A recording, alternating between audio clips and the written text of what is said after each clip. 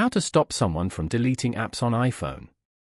To get started, go ahead and open up the Settings application on your phone. Once you're here, scroll down and tap on Screen Time. Here, you can get insights about your screen time and set limits as needed. Adults can also set parental controls for a child's device.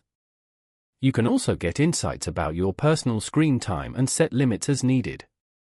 Now, scroll down to the Restrictions section and tap on Content and Privacy Restrictions. Here, you can manage content, apps, and settings.